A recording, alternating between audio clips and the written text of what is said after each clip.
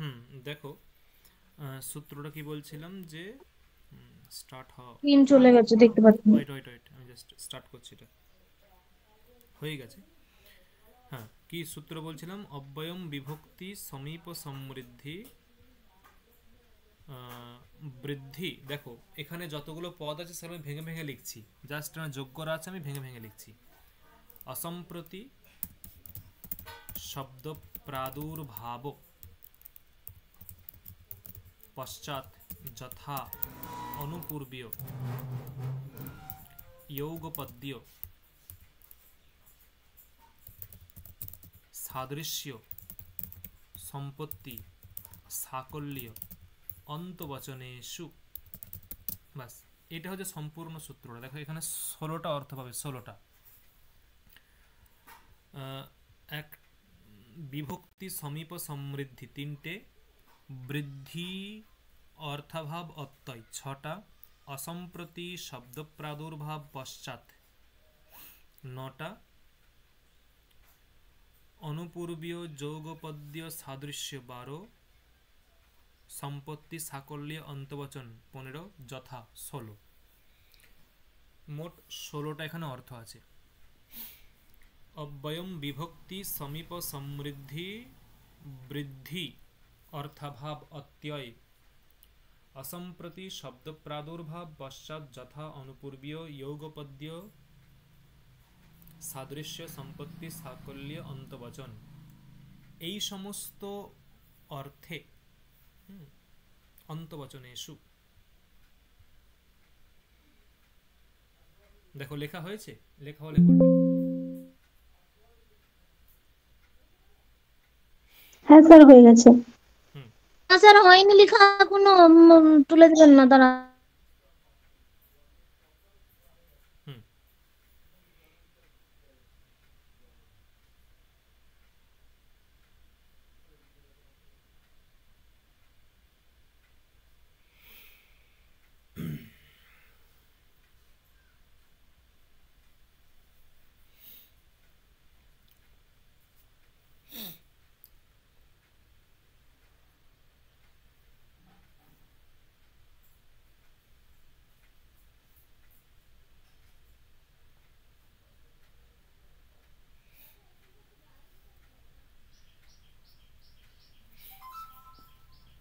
হয়েছে। দেখো,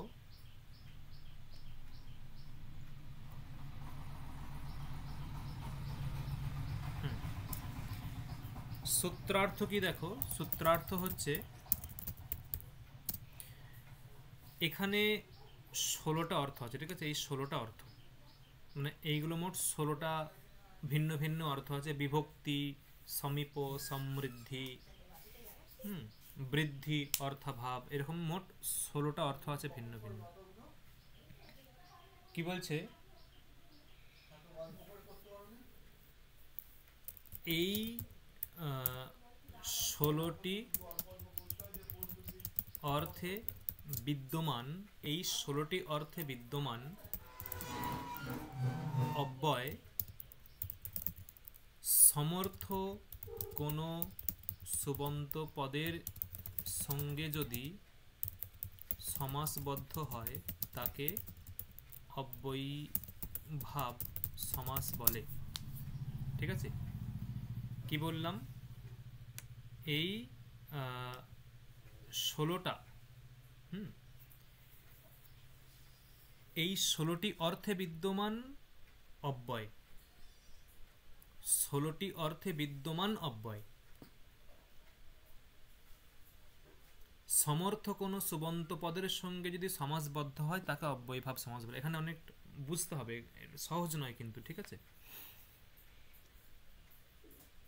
এখন এখানে আমি, দেখো, প্রত্যেকটা আলাদা আলাদা করে দেখাবো, তাহলে আরো বুঝতে সুবিধা হবে। না, 16টা অর্থ বলতে প্রথম হচ্ছে বিভক্তি। প্রথম হচ্ছে বিভক্তি,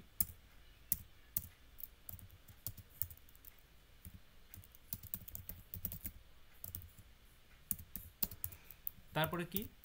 তারপরে হচ্ছে বিভক্তি সমীপ, তারপরে 3 হচ্ছে সমৃদ্ধি, তারপরে হচ্ছে বৃদ্ধি, 5 হচ্ছে বিভক্তি সমীপ সমৃদ্ধি, এটা না বয়ে জফল হবে, সরি, এটা বৃদ্ধি, অর্থাভাব,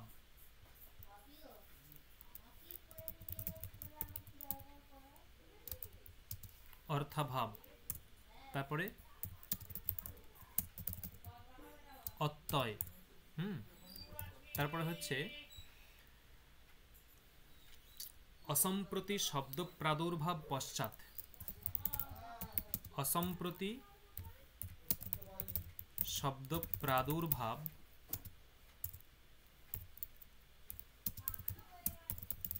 পশ্চাৎ, যথা আনুপূর্বীয়, যৌগপদ্য, সাদৃশ্য,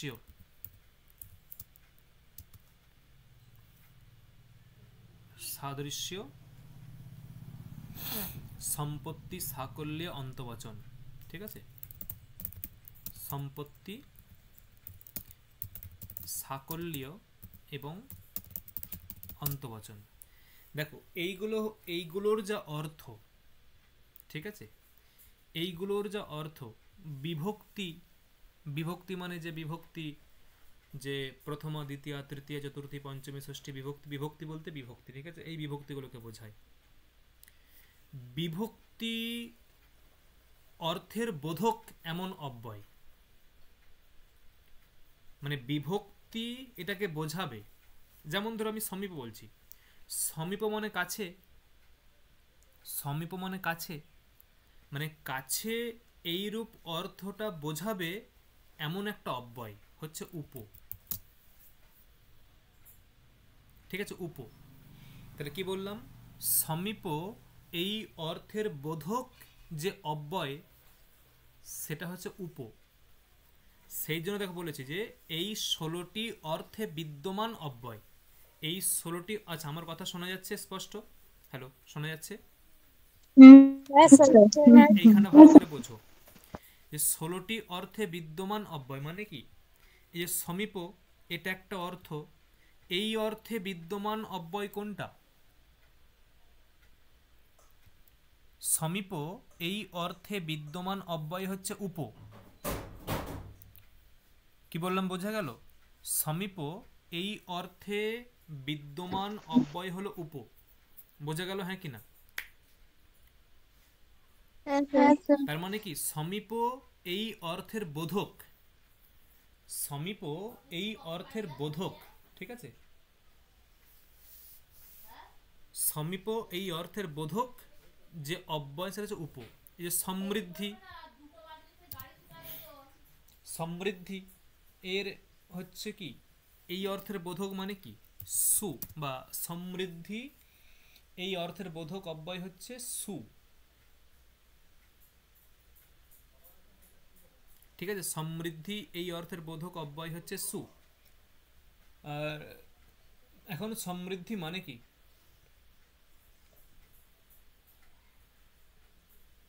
সমৃদ্ধি মানে কি, প্রসপারিটি।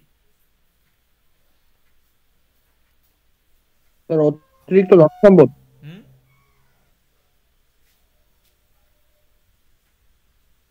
স্যার অতিরিক্ত ধন সম্পদ, হ্যাঁ, মানে সমুন্নতি, সমৃদ্ধি মানে উন্নতি, সাফল্য, উন্নয়ন ইত্যাদি, ঠিক আছে, পরিপূর্ণ এরকম মতো বোঝায়।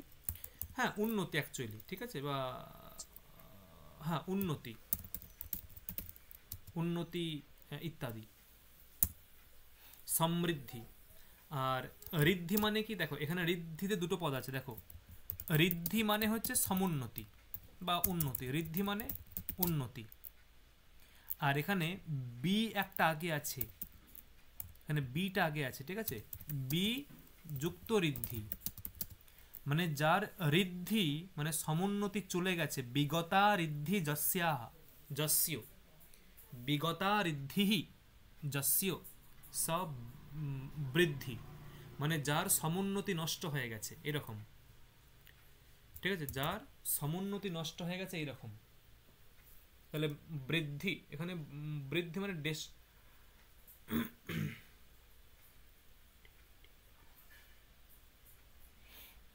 এখানে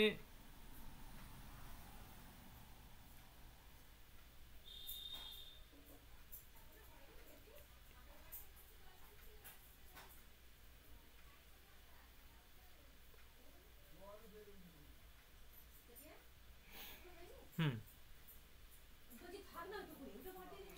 মানে বৃদ্ধি মানে কি, বৃদ্ধি মানে অ্যাকচুয়ালি ক্ষয়, অবক্ষয় যাকে বলে, ঠিক আছে, বৃদ্ধি মানে ক্ষয় বা অবক্ষয় যাকে বলে, ঠিক আছে, ক্ষয়। হুম তাহলে বৃদ্ধি মানে হচ্ছে ক্ষয়। তা এর অব্যয় কি, ক্ষয়ের এর বোধক অব্যয় কি হবে না, এর অব্যয় হচ্ছে যে দূর, এর অব্যয় হচ্ছে দূর, দূরই হয়, দূর বা এরকম দুটো অব্যয় আছে, দুস, দুস বা দূর, এরকম দুটো হয়, ঠিক আছে, দুস বা দূর। আর তারপরে গেছে অর্থাভাব। অর্থাভাব মানে, মানে অর্থাভাব মানে হচ্ছে যে অ্যাবসেন্স, অনুপস্থিত, ঠিক আছে, অনুপস্থিত। এটা হচ্ছে, এটা হচ্ছে বা অনুপস্থিত, হ্যাঁ, অর্থাভাব মানে কোনো কিছু ধরো নেই। অর্থ মানে বিষয়, অর্থ মানে বিষয়, আর বিষয় আর তার অভাব, অর্থস্য অভাব ইজগুল টু, মানে যে কোনো বিষয়ের যখন অভাব হয়, যে কোনো বিষয়ের যখন অভাব হয় সেটাকে বলা হয় অর্থাভাব, মানে অনুপস্থিত। তাই এর বোধক অব্যয় হচ্ছে নির, নির, ঠিক আছে। অত্যয়, অত্যয় মানে কি, অত্যয় মানে ধ্বংস সম্ভবত, বা হ্যাঁ, অত্যয় আচ্ছা, নাশ। নাশ। স্যার নাশ তো। এটা হচ্ছে অতি। হুম হিমের, হিমের অত্যয়, হিমের নাশ, ঠিক আছে, অতি হিমম এরকম হয়।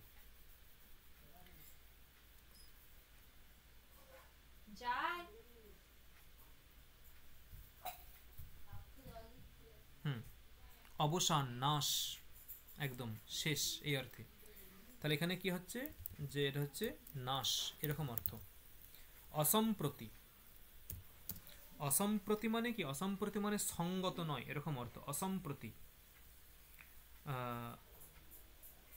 যেটা বা যেটা মানে বর্তমানে নয়। সম্প্রতি মানে বর্তমান, আর অসম্প্রতি মানে বর্তমান নয়,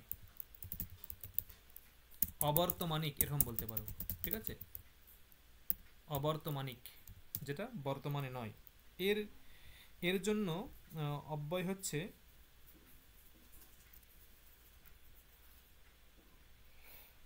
এটাও অতি, ঠিক আছে, এটাও অতি। শব্দ প্রাদুর্ভাব, ইতি মানে শব্দের প্রাদুর্ভাব, কি বলবো এটাকে, অ্যাপিয়ারেন্স, ইংলিশে বলে প্রাদুর্ভাব, অ্যাপিয়ারেন্স অফ ওয়ার্ড, ঠিক আছে, শব্দের প্রাদুর্ভাব, শব্দের উৎপত্তি, ঠিক আছে, উৎপত্তি। ধরো কোনো একটা শব্দ প্রথম কেউ বলল, তাকে বলা হয় শব্দ প্রাদুর্ভাব, ঠিক আছে, কোনো একটা শব্দ প্রথম কেউ বলল সেটা হচ্ছে শব্দ প্রাদুর্ভাব বলে। এটা হচ্ছে এর অব্যয়টা হচ্ছে ইতি বা তৎ এরকম বলা হয়, ইতি, ইতি অথবা তৎ এরকম বলা যায়। পশ্চাৎ মানে পরে, পশ্চাৎ মানে পরে। লেটার, পশ্চাৎ মানে পরে বা পিছনে এরকম অর্থ।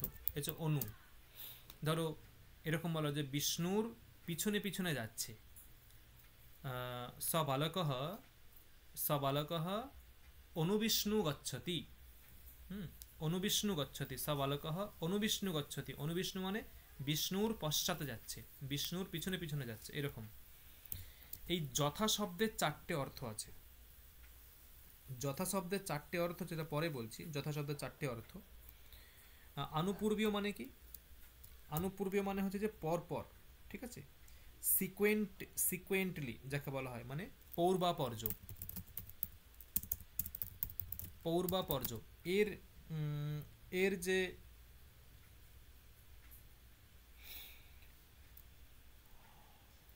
অব্যয় সেটা স, বা অ্যাকচুয়ালি সহ, অব্যয়টা যে সহ, সেই সহটার স থাকে, স অবশিষ্ট থাকে। এটা পরে বলবো কি করে থাকে সহটা, মানে অ্যাকচুয়ালি সহ। আনুপূর্বের বোধক, যে আনুপূর্ব মানে কি পরপর।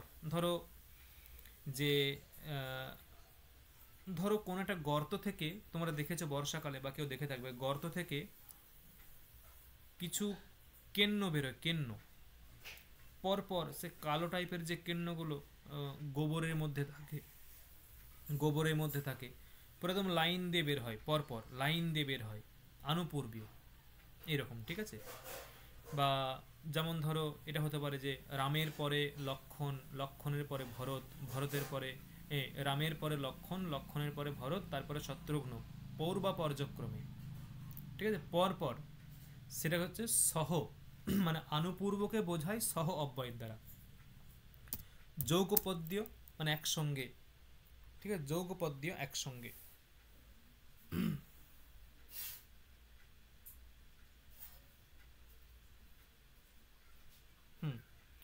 কি বললাম? যৌগপদ্য একসঙ্গে, এটাও কিন্তু স। যুগপৎ একসঙ্গে। সাদৃশ্য মানে কি? মিল, সিমিলারিটি যাকে বলা হয় ইংলিশে, সিমিলারিটি, এটাও স বা সহ, অ্যাকচুয়ালি স নয়, সহ, ঠিক আছে, সহ। আর সম্পত্তি, সম্পত্তি হচ্ছে যে অ্যাপ্রোপ্রিয়েট, মানে অ্যাপ্রোপ্রিয়েট মানে কি, মানে যথার্থ। সম্পত্তি যথার্থ, বলে না অ্যাপ্রোপ্রিয়েট, অ্যাপ্রোপ্রিয়েট ওয়ার্ড মানে ঠিকঠাক।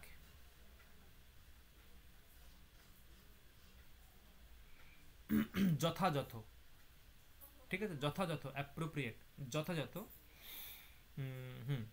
যথাযথ। এর অব্যয় কি? এর অব্যয় হচ্ছে এটাও স বা সহ। এবং সাকল্য, সাকল্য মানে কি? সাকল্য মানে হচ্ছে যে সমস্ত, এরকম সাকল্য।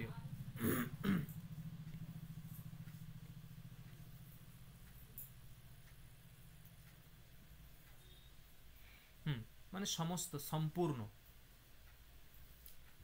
মানে একবারে প্রথম থেকে শেষ এরকম অর্থ। প্রথম থেকে শেষ, ধরো কোনো একটা গ্রন্থ তুমি পড়েছো, কোনো একটা গ্রন্থ তুমি পড়ছো, কোথা থেকে পড়ছো, কতটা পড়ছো, একবারে প্রথম থেকে শেষ পর্যন্ত পড়ছো, এটাকে বলা হয় সাকল্য, ঠিক আছে, মানে সম্পূর্ণ এরকম অর্থ। এটাকেও বোঝাতে এটার জন্য কি অব্যয় ব্যবহার করা হয়? ওই একই, সহ।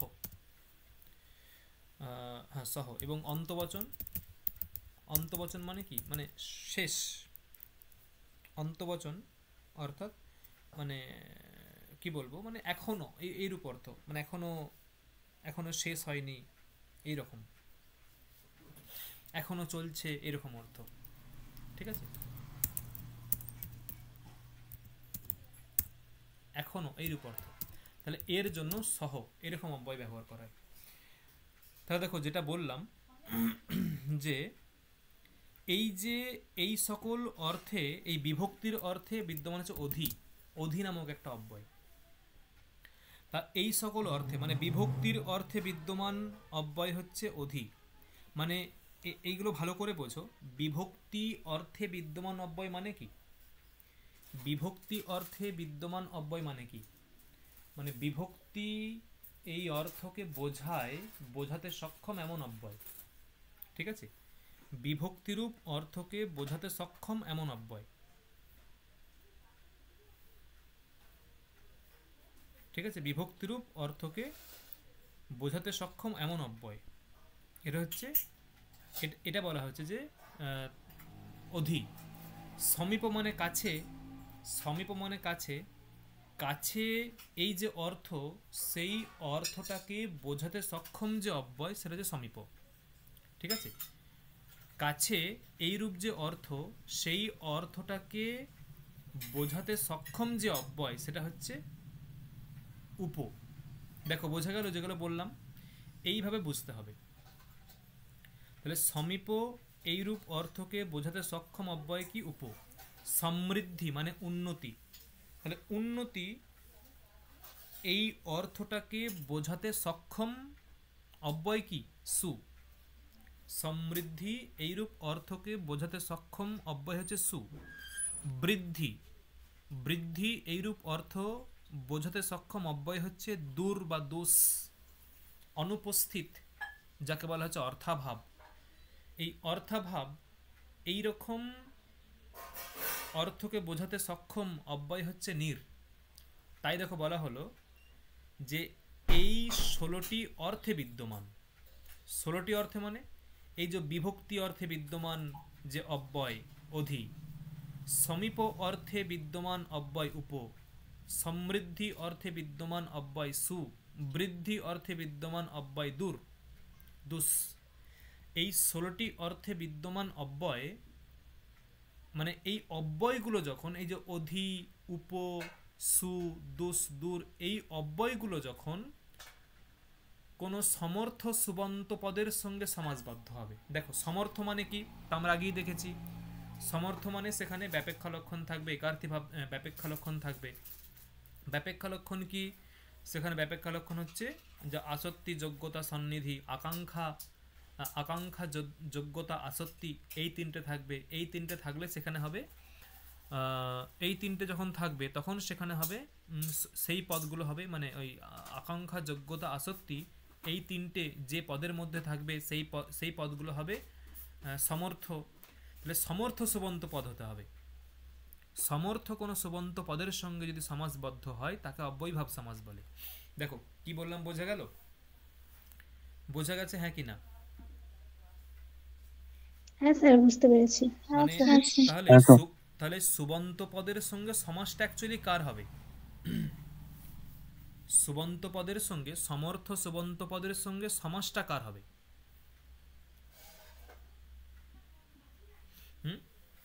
সমাসটা কার হবে? সমাসটা হবে এই যে উপ, অধি, সু, দুস, দূর এইগুলোর হবে। কি বললাম বোঝা গেল? সমর্থ সুবন্ত পদের সঙ্গে সমাসটা অ্যাকচুয়ালি কার হবে? অধি, উপ, সু, দুস, দূর এইগুলোর হবে। এবং এই যে অধি, উপ, সু, দুস, দূর এইগুলো কি না? এইগুলো হচ্ছে বিভক্তি, সমীপ, সমৃদ্ধি, বৃদ্ধি, অর্থাভাব এই অর্থের বোধক অব্যয়। দেখো এইগুলোকে এভাবেই মাথায় রাখতে হবে। ব্যাকরণের ভাষা অনেক ভাবতে হবে, তবে এত মানে তুমি বলতে পারবে, না হলে মুখে আটকে যাবে ভাষা। মনে বুঝতে পারবে কিন্তু সেগুলো মুখে প্রকাশ করতে পারবে না। এগুলো এমন মানে কি বলবো, তার জন্য অনেক বলা অভ্যাস করতে হবে। বুঝতে পারবে কিন্তু বলতে পারবে না। তাহলে কি বললাম দেখো, আমাদের কি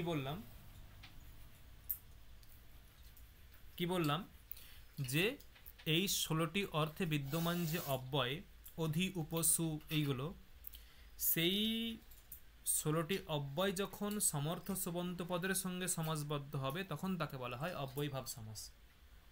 তখন তাকে বলা হবে অব্যয়ীভাব সমাস। ঠিক আছে? আচ্ছা তাহলে অধি, উপ, সু, দুস, দূর এইগুলো কি বলবো? এগুলো কি? অধি, উপ, সু, দুস, দূর, নিস, নির এগুলো কি? অব্যয়। হ্যাঁ অব্যয়। কিরকম অব্যয়?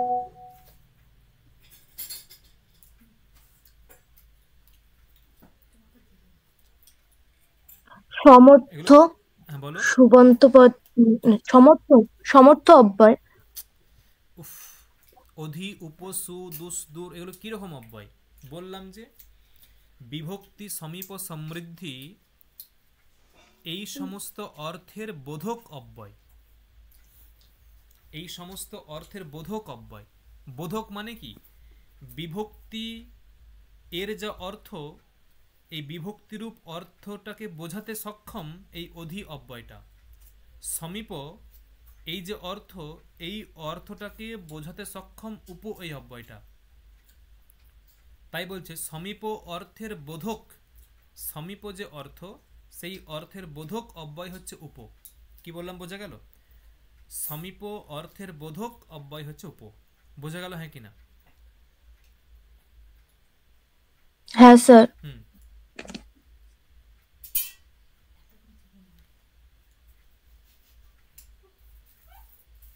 তাহলে কি বললাম?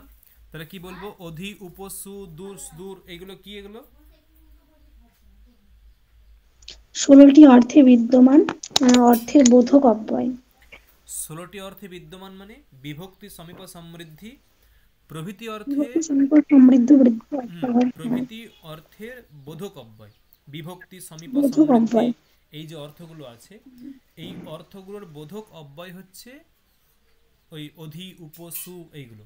দেখো, বোঝা গেল? হ্যাঁ স্যার। বোঝা গেছে? এখন হ্যাঁ স্যার। এখন এখানেই শেষ নয়, এই তো সবে শুরু।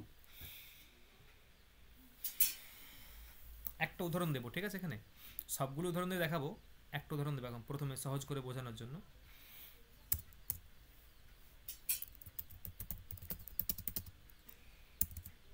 ধরো একটা উদাহরণ দিচ্ছি, যে এটা হচ্ছে যে কৃষ্ণের কাছে, এটাকে অনুবাদ করলে কি হবে? কৃষ্ণস্য সমীপম। কৃষ্ণস্য সমীপম, ঠিক আছে? কৃষ্ণস্য সমীপম, এটা হচ্ছে প্রথম বাক্যটা। তাহলে এই সমীপ অর্থের বোধক অব্যয় কি আছে দেখো, তাকে নিয়ে আসবো এখানে পরবর্তী স্টেপে। উপ। হ্যাঁ বলো। উপ। উপ। তাহলে নেক্সট স্টেপে উপ। হচ্ছে উপকৃষ্ণ। কৃষ্ণস্য উপ। এই স্টেপে এলাম, কৃষ্ণস্য উপ, এখানে এলাম, ঠিক আছে? তাহলে ছিলাম কোথায়? কৃষ্ণস্য সমীপম। সমীপ অর্থের বোধক আমি কি পেলাম? সমীপ অর্থের বোধক অব্যয় পেলাম উপ।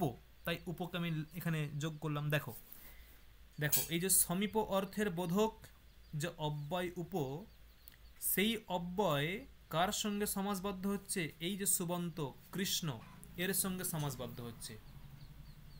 দেখো, বোঝা গেল? সমীপ, হ্যাঁ স্যার। সমীপ এই অর্থের বোধক যে অব্যয়, সেটা হচ্ছে উপ। সেই উপটা কার সঙ্গে সমাসবদ্ধ হচ্ছে? কৃষ্ণ, এর সঙ্গে সমাসবদ্ধ হচ্ছে। দেখো, এখন কাজ আছে, একটা সূত্র আসছে এখানে, যে প্রথমা নির্দিষ্টম সমাস উপসর্জনম। প্রথমা নির্দিষ্টম সমাস উপসর্জনম, এটা সূত্র আসছে। অ্যাকচুয়ালি এখানে অ্যাকচুয়ালি হওয়ার কথা সমাসে, সমাসে এখানে হওয়ার কথা, কিন্তু এখানে সন্ধি টন্ধি অনেক কাজ হয়েছে। এখানে এক প্রকার সন্ধি হয়েছে, সন্ধি হয়ে লোপ হয়ে গেছে, সন্ধি হওয়ার পর লোপ হয়ে সমাসও। কিন্তু অ্যাকচুয়ালি এখানে সমাসে, ওটা সপ্তমী বিভক্তি বুঝতে হবে, ওটা অ্যাকচুয়ালি সপ্তমী বিভক্তি, এরকম বুঝতে হবে, ঠিক আছে? তারপরে দেখো যে এর বৃত্তি হচ্ছে এরকম, বৃত্তিটা বলছি দেখো, বৃত্তি দেওয়া আছে দেখো ওখানে, যে সমাস শাস্ত্রে প্রথমা নির্দিষ্টম, সমাস শাস্ত্রে প্রথমা নির্দিষ্টম উপসর্জন সঙ্গম স্যাৎ। এটা যে বৃত্তি, সমাস শাস্ত্রে প্রথমা নির্দিষ্টম উপসর্জন সঙ্গম স্যাৎ, মানে কি? অর্থ হচ্ছে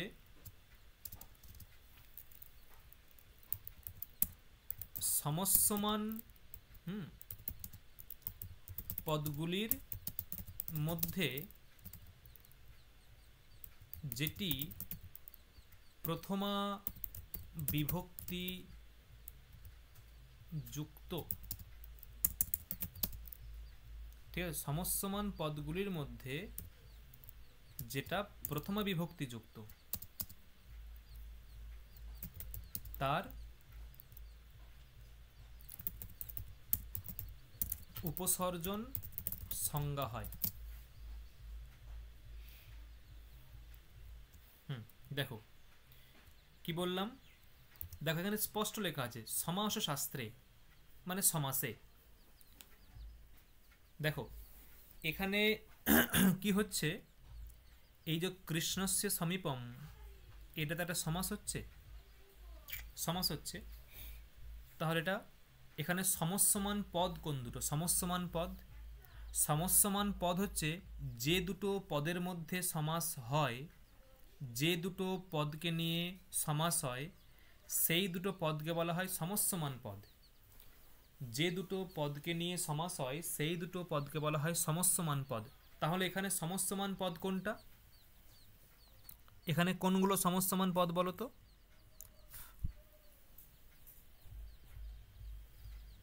এখানে সমস্যমান তো পদ কোনগুলো? কৃষ্ণস্য সমীপম সমীপম কৃষ্ণস্য দুটো সমীপম, সমীপম ওই দুটো কৃষ্ণস্য সমীপম, দুটো, কৃষ্ণস্য এবং সমীপম।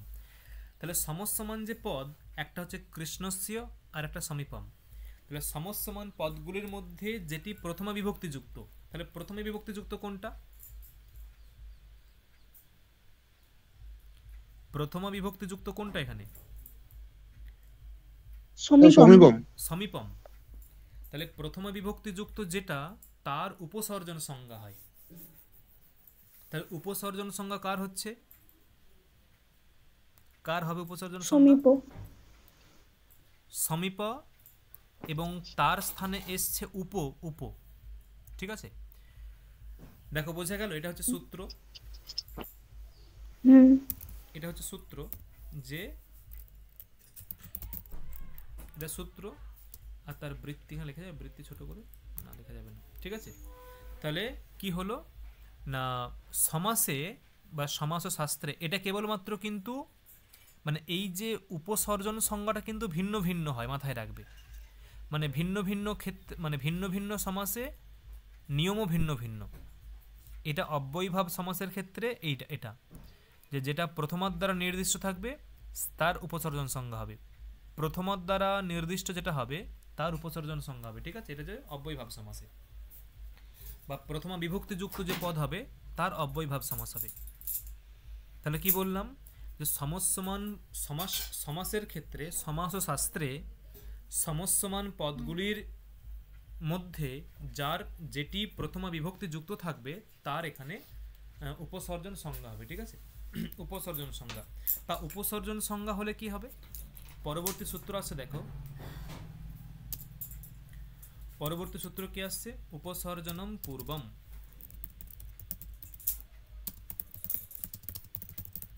সূত্র কি বলছে, সমাসে উপসর্জনম প্রাক প্রযোজ্যম বৃত্তি, ঠিক আছে। সমাসে মানে সমাসেতে যার উপসর্জন সংজ্ঞা হবে তাকে পূর্বে প্রয়োগ করতে হবে, ঠিক আছে। সমাসে সমাসে যার উপসর্জন সংজ্ঞা হবে তাকে পূর্বে প্রয়োগ করতে হবে। তাহলে এখানে ভেবে দেখো তো উপসর্জন সংজ্ঞা কার হয়েছে এখানে? উপ উপ। তাহলে এখানে দেখো সমাসে যার উপসর্জন সংজ্ঞা হবে তাকে পূর্বে প্রয়োগ করতে হবে, তো আমরা দেখলাম সমাসে যার উপসর্জন সংজ্ঞা হবে তাকে পূর্বে প্রয়োগ করতে হবে, ঠিক আছে। তো আমরা পূর্বে প্রয়োগ করব, তাহলে উপসর্জন সংজ্ঞা হয়েছে কার? উপ এটার। তাহলে নেক্সট স্টেপে চলে যাব আমরা, উপ।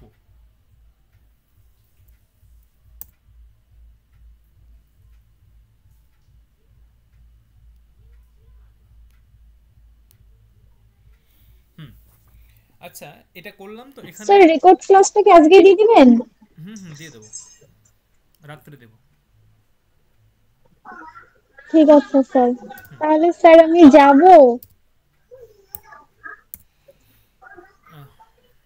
দেখো এখানে না একটা স্টেপ আমি একটু ইয়ে করেছি, দেখো এখানে কি হয়, এটা কৃষ্ণস্য সমীপম, এটা এটা কি বিগ্রহ? কৃষ্ণস্য সমীপম,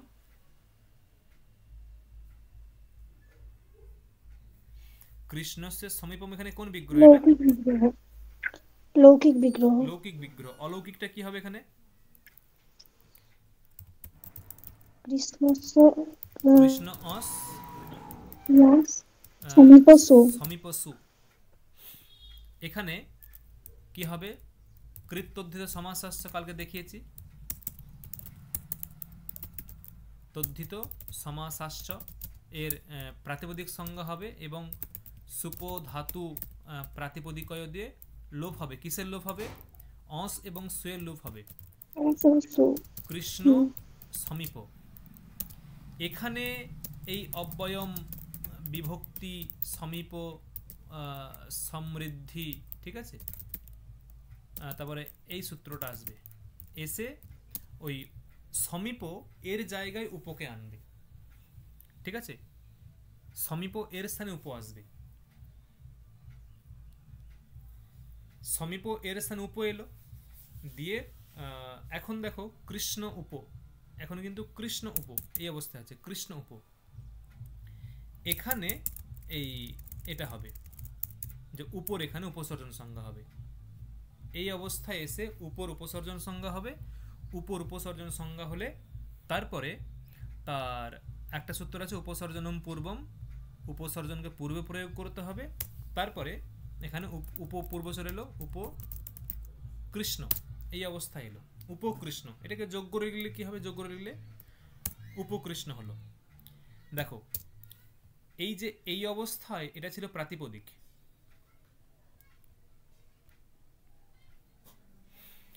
এই যে এই অবস্থায় এটা ছিল প্রাতিপদিক। দেখো প্রাতিপদিক ছিল, হ্যাঁ কিনা? এখানে কৃত্তদ্ধিত সমাসাশ্চ এর প্রাতিপদিক সংজ্ঞা করেছি, কৃত্তদ্ধিত সমাসাশ্চ প্রাতিপদিক সংজ্ঞা করেছি। তাহলে সেই প্রাতিপদিকের অস এবং সুলোপ হয়েছে। একটা নিয়ম বলেছিলাম আগের দিন, মনে আছে? আগের দিনের নিয়ম বলেছিলাম, মনে আছে? যে যে একটা কুকুরের লেজ কাটে গেলেও সেটা কুকুরই থাকে। নিয়মটা কি ছিল? হ্যাঁ স্যার। নিয়মটা কি ছিল? একদেশ বিকৃতস্য অনন্যবৎ, একদেশ বিকৃতস্য অনন্যবৎ, যে একদেশ বিকৃত হলেও, একটা দেশ বিকৃত হলেও সেটা সেই বস্তুটাই থাকে, বস্তুটা চেঞ্জ হয়ে যায় না। তাহলে একদেশ মানে সু এবং অস এদের লোপ হয়ে গেলেও কিন্তু ওটাই থাকবে। মানে কৃষ্ণ অস সমীপ সু এটা প্রাতিপদিক, এই প্রাতিপদিকের যদি অস এবং সু লোপ হয়ে যায়, বাকি যেটা থাকবে সেটা প্রাতিপদিকই থাকবে, প্রাতিপদিক থেকে ভিন্ন কিছু হয়ে যাবে না।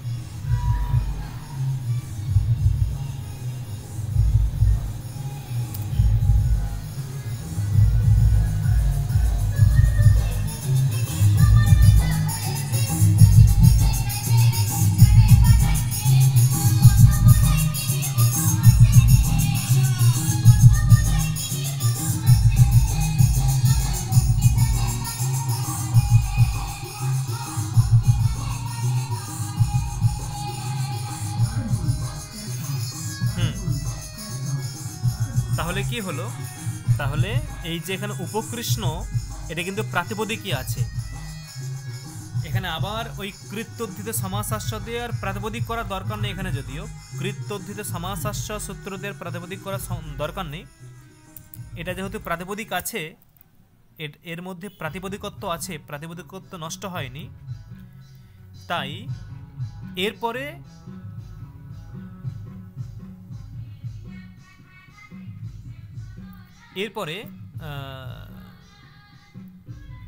সু আসবে, ঠিক আছে?